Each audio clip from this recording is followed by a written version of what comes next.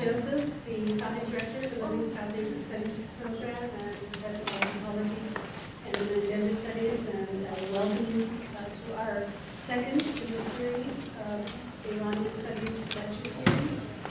This series was founded as a result of the generosity of three families who were told not to mention their names again. They're here and we're very grateful to them, and it helps build the basis, the foundation for the Iranian Studies program within the Middle South Asian Studies program. For those of you who don't know, we won an endowment from the Prosecuting Foundation last year, and the payout for that endowment kicks in 2012-13. So 2012-13, we will have a visiting lecturer in Iranian Studies who will be in residence for 1 quarter to 2 courses on Iran. This is, of course, in addition to our own faculty, Dr. Iranian and Dr. Charlotte, who also teach Iran. We're working very hard to develop a minor in Iranian Studies, a minor in Indian South Asian Studies, and a minor in Arab Studies within the major of Indian South Asian Studies.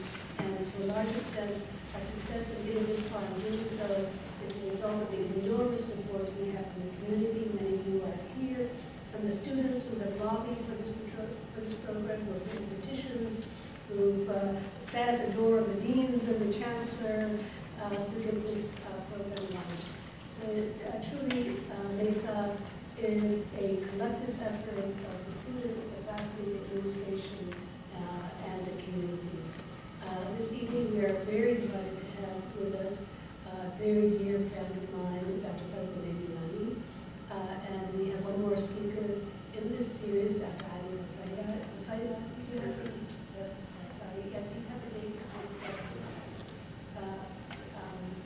You have the flyers out there. We also have an Arab Studies lecture series, which is funded by the donations also of a community member, an international community member. We already had one of those speakers, Juan Cole, come to that series, and we have another speaker, Dr. Salwa Mahmoud from UCB, who will be coming to that series. And those flyers, please help yourself to the flyers in the on the table in the back, so you can see the speakers that we have coming up. And I want to introduce now to you Dr. Ali Anushah, Associate Professor in the Department of History, who is going to be introducing our distinguished speaker this evening. Dr. Anushah.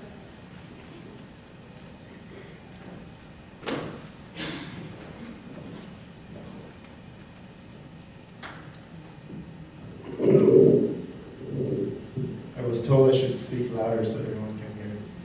Is this good? Well, good evening, everyone. My name is Ali Anushah, and I'm a faculty in the History Department, as Professor Joseph just mentioned.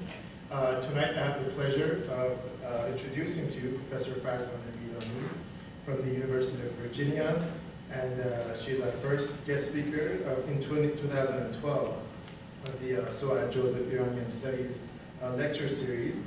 Farzaneh Milani is a professor in the departments of Middle Eastern and South Asian languages and cultures, as well as studies in women and gender at the University of Virginia, Charlottesville, which if you haven't been to, it's a very beautiful city in Virginia. I highly recommend it. It was listed of, I think, one of the top 10 cities to live in America.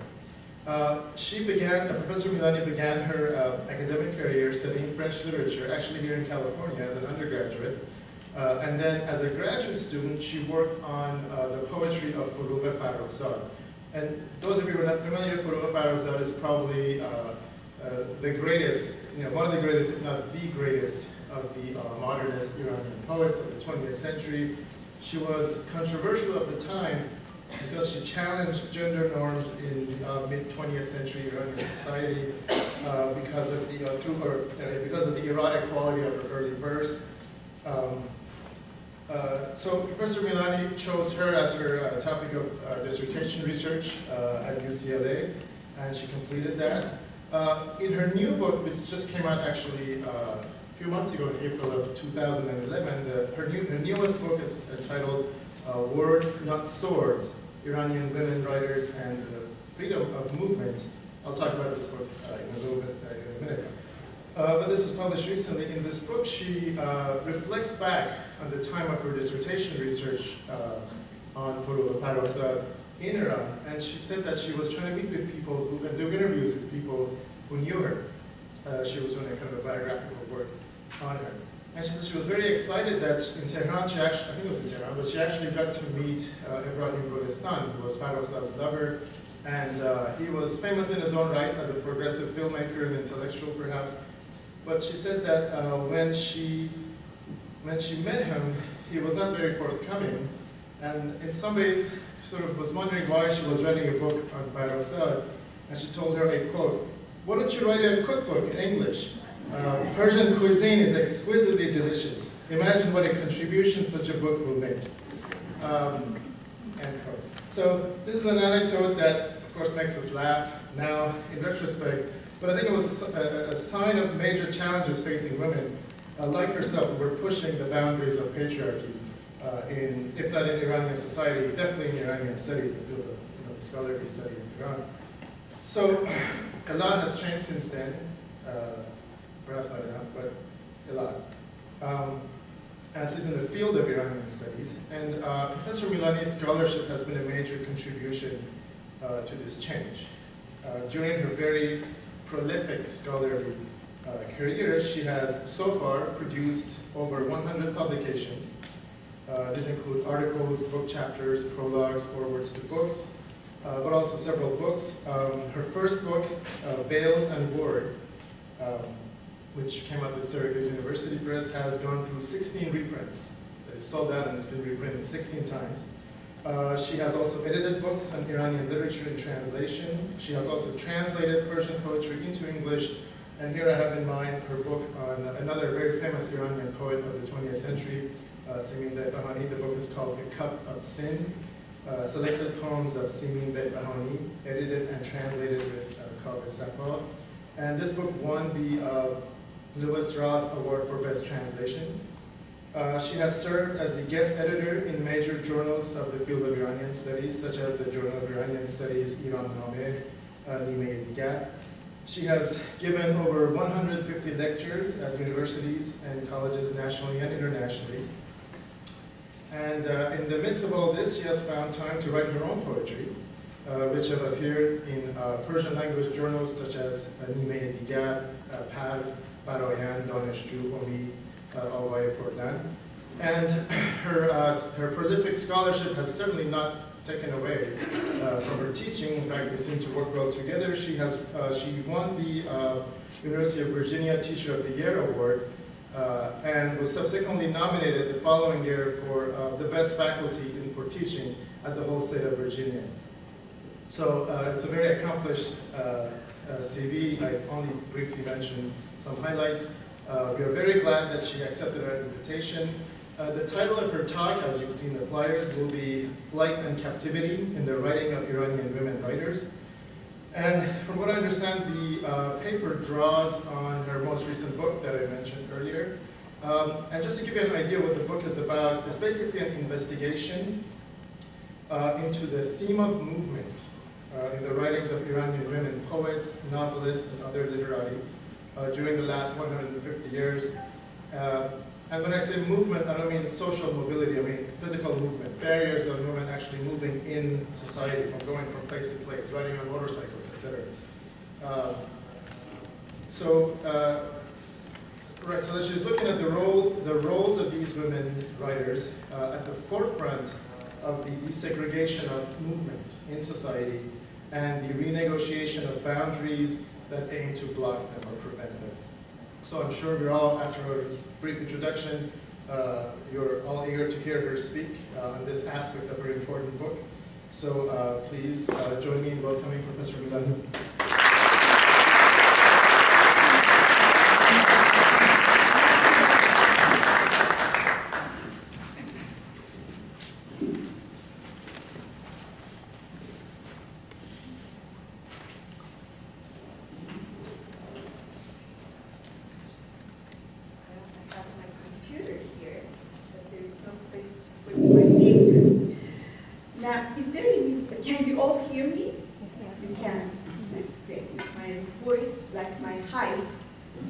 hear me.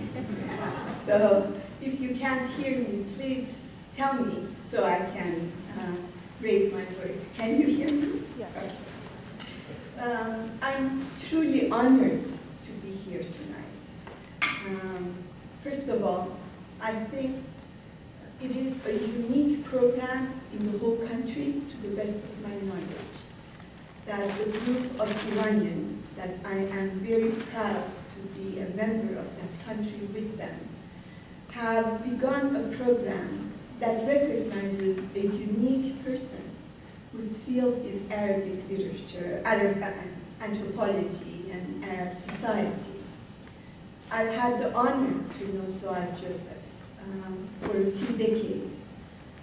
I feel honored to be her friend, and you couldn't have done honor to Iranians more than recognizing someone like Suad Joseph. I want to thank all the Iranians who have done that. This is great. I believe my country of birth has been, in a way, misrepresented in the last few decades in this country. There is a confiscated Iran that is hidden from most Americans, who are generally speaking very open to other cultures, but they have not heard about that confiscated Iran, the literary Iran, the peace-loving people of Iran, the artistic output of Iran, in spite of all the problems. So a program like that brings that to the fore and gives a glimpse of another Iran to everybody in this country. I also have a few friends. I have a student of mine from 10 years ago at the University of Virginia here. I have some dear friends from 40 years ago, Feridun Qadiri and her dear family, Farideh, Mrs. Qadiri, Nidli, my dear friend, the artist. So I'm sorry I can't go over all the themes so that I can start my conversation with you tonight. First and foremost, of course, I should thank every single one of you for giving me the honor to share some thoughts with you tonight on the issue of sex segregation, the issue of freedom of mobility. And my focus will be literature, because that's my field. But I'm going to start with a little bit of current affairs, with the argument that what's happening in the Middle East and North Africa is a reflection of what has been happening in that part of the world, to different degrees and during different times, but at least in the subject that I will be addressing tonight, Iran, for 160 years. So what is happening is not out of nowhere. So let me start with this beautiful line by Furul Farzad. Remember flight, the bird is mortal. پرواز را به خاطر بسپار، پرنده مردنی است. You will see in a minute why this line is so important and why I think it captures so much of what I want to say tonight. These are exhilarating and challenging times in the Middle East and in North Africa. From the Green Movement in Iran to the Jasmine Revolution in Tunisia, to all the various uprisings in various parts of the Arab world that have come to be known the Arab Spring. We see people have come to ask for their human dignity, to ask for their democratic rights, and to do so in a non-violent way. I want to enumerate a few of the characteristic features of these movements that are shaking the foundation of the region. And then later on, hopefully, I will prove to you that all of these qualities could have been witnessed in the poetry of Iranian women in the last 160 years. So this has been a non-violent movement.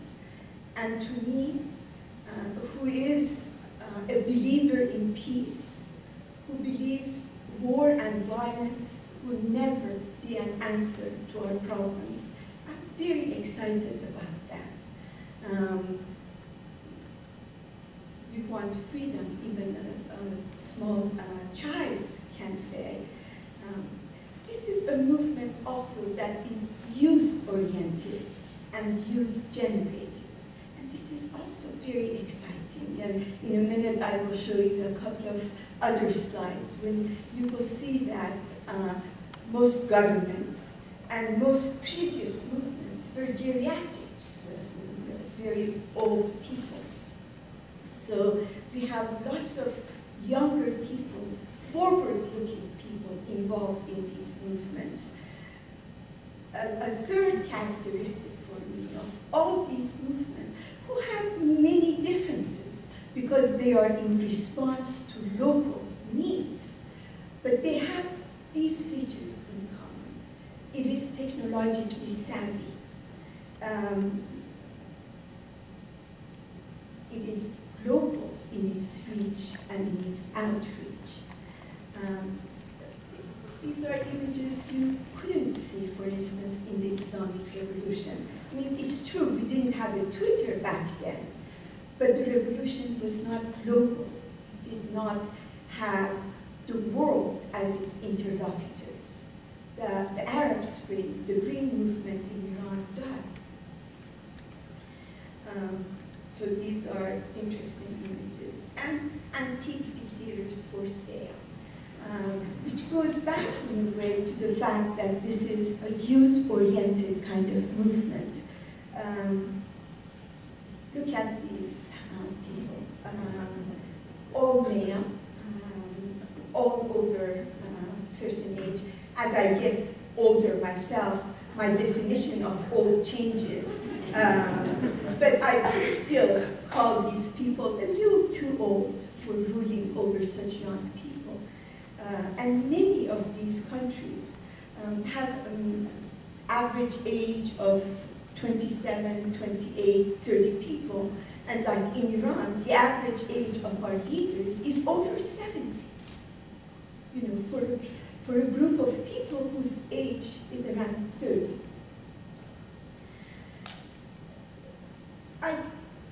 By way of introduction, I said all these qualifications of this interesting movement. But to me, the most unique, the most unprecedented quality of all these movements is their desegregated nature. For the first time, we see women veiled and unveiled, urban and rural, educated, we know from knowing some of them, educated and not so very educated, young and old, walking shoulder to shoulder and side by side with men. This is, of course, the Nobel Peace Laureate, a woman from Yemen. So I think these desegregated on an unprecedented scale of these demonstrations is an iconic moment, like this man who stood in front of the tanks, the roaring tanks, in Tiananmen Square in China, and was a harbinger of a new era. These women are the harbinger of a new era. Look at these images from the Islamic Revolution of 33 years ago. We're old men, usually. We're singing death to this and death to that. They were holding guns. There was anger. And that has been replaced. Ayatollah Khomeini was the man of the year, and now a young woman is the person of the year. So women have come to replace the image of angry men who were, again, not global in their outreach either. This is the sad image of Neda, of a sultan. By the way, this and the video of that is the most watched video in the whole world. It's only 47 seconds in length, and yet no video in the world has been watched like this video. Now, it's a sad image. It's an image of a young woman who was only casting a vote. But this speaks of a replacement that is a very important replacement. And more important to that, this woman, this Egyptian Mahfouz woman, who talked on Facebook and Twitter and challenged men to join her at Tahrir Square. Please remember, traditionally, it was always men who would go to these demonstrations. And this time, it's a woman challenging men, telling them, I'm going. If you're man enough, come and join me there. I think what happened in Saudi Arabia, a bunch of women asking for the freedom of the road, wanting to drive. I don't like the back seat, symbolically significant. So desegregation then, as I see it, is something that we need to think more about, that I think will tell us a lot more about what is to come in the region, in the Middle East and North Africa. What do I mean by sex segregation? My definition of it, and I realize there are many different definitions. Mine is mainly focused on space, because I think the separation of the world of men and women, sex segregation, has been practiced for centuries in Iran. Now, with your permission, I'm going to very gently move into Iran, which is the subject that I wanted to mainly focus on.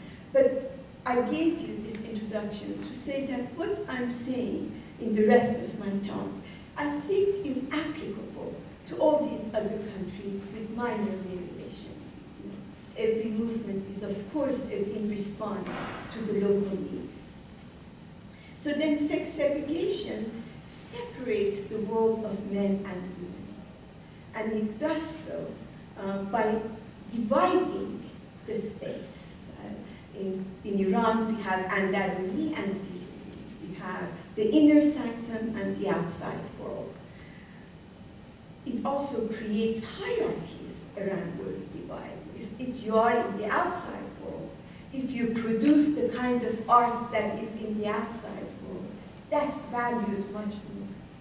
If you are a cook, and you cook for your family, and you're the best cook, it doesn't matter as much. But the minute men become chefs, then the art of cooking is elevated to a different degree. Professor Anushar referred to my first meeting with Mr. Golestan. It was right after I had finished my dissertation. And as my colleague so eloquently referred to it, when I started asking him about Furu Farrokhzad, I had just finished the whole dissertation on her. He looked at me and he said, "Can I ask you a question?" And I thought, being young and innocent at the time, I thought he probably wants to know something about my dissertation or something. He said, "Why don't you write a cookbook? In other words, as a woman, you belong inside the kitchen or in the bedroom. And what's the significance of that?" To me, writing a cookbook is a great art. I would be proud to do so. But I don't think he saw it that way. at least back then. I have to tell you that he has changed his mind, and he allowed me to interview him for 5 full days. And so that was an accomplishment. So freedom of movement is a basic human right. Article 13 of the Declaration of Human Rights recognizes it as basic human right. Without freedom of movement, if you're not allowed to leave the Andalusi, the inner sanctum, you don't have easy access to education, you don't have access to centers of power, you don't have political representation, you're not a major presence in the arts, in the labor force, and even in religion. We know, for instance, that talking about Islam, for centuries, beyond the first century of Islam, men were the only interpreters of the scripture. It's beginning to change now. My theory is very simple.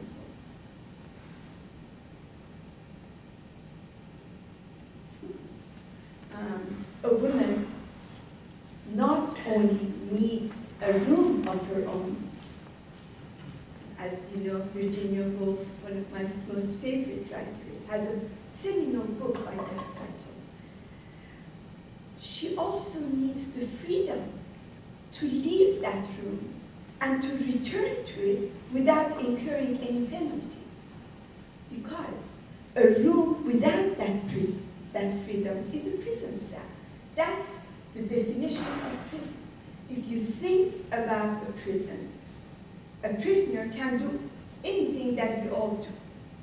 They eat, they sleep, they watch film, they write, they receive phone calls, they call. The only thing they can't do, they can't leave that prison cell whenever they want or return to it whenever they want. Their freedom of movement is constrained. And of course, Michel Foucault, in his wonderful book, The Birth of the Prison, doesn't talk about that, but the subtext of it is exactly that fantastic. In Iran, for centuries, femininity and masculinity were defined in terms of space. You know, in Persian we have Mard-e-Meydan, because the public square belonged to men, and men belonged to the public square. And we had Zan-e-Khani.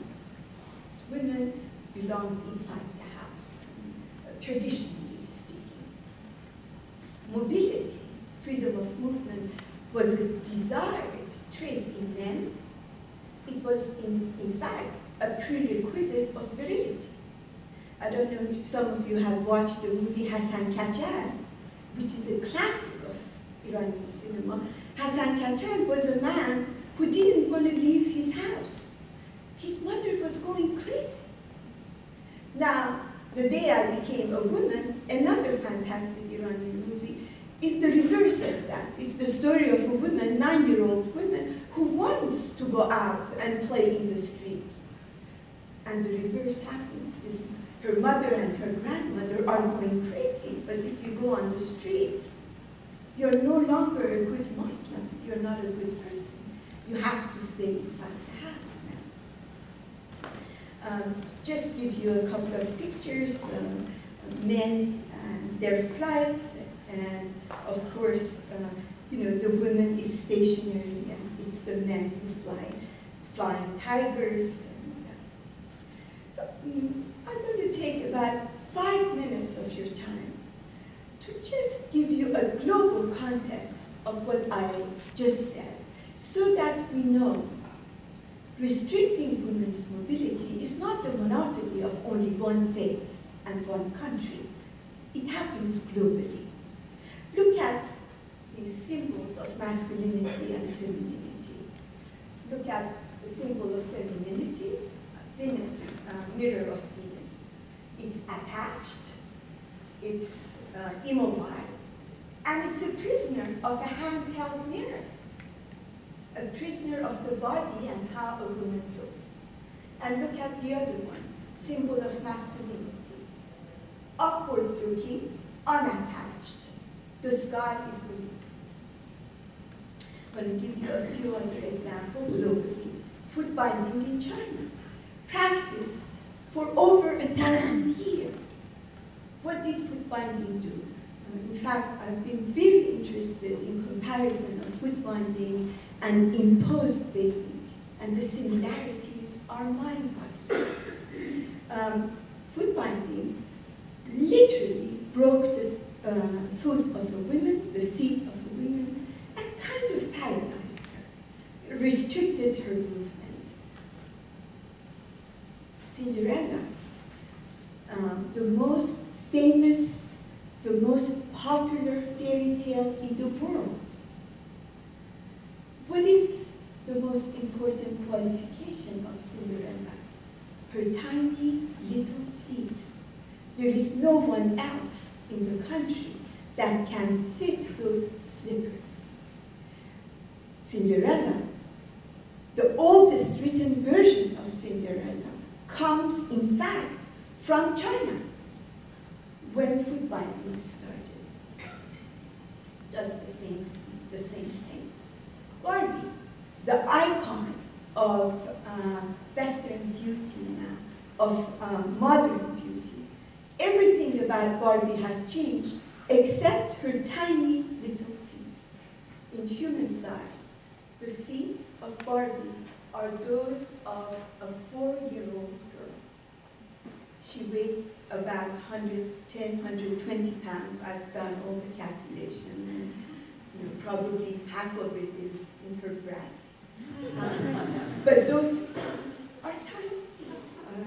That's why she can never stand on her own. Now, what about the counter-ideal women? Not only in Iran, throughout the world. The counter-ideal woman, the woman who is mobile, the woman who goes places, is either a streetwalker, a term of opprobrium for prostitution, or is a witch. What is the most important qualification of a witch? They fly on a broomstick. What is so scary about a woman who flies? We saw Tiger, a flying tiger. I mean, that's John Wayne, the hero. But a woman who flies on a broomstick. The very symbol of her domesticity, she becomes a witch, who, by the way, also always has huge feet and flat feet, the opposite of Cinderella, the symbol of restraint, movement. With those tiny feet, you can't run. Now, think of all the fairy tales and the large number of sleeping beauties in them. Sleeping Beauty, you can't get more immobile than Sleeping Beauty unless you're dead. Now, things are beginning to change. There is a new narrative of ideal femininity, ideal beauty. We have Wonder Woman, and we have Spider Woman, who is bored with dolls. Even Jasmine, the prisoner of Aladdin, the Walt Disney movie, at the end becomes mobile. I think if Cinderella went from rags to riches, Jasmine goes from immobility to unrestrained mobility by the end of the film. The reason she's so interested in Aladdin is because he can offer her the magic carpet. And look at this beautiful line from the movie. Soaring, tumbling, freewheeling through an endless diamond sky, I'm like a shooting star. I've come so far.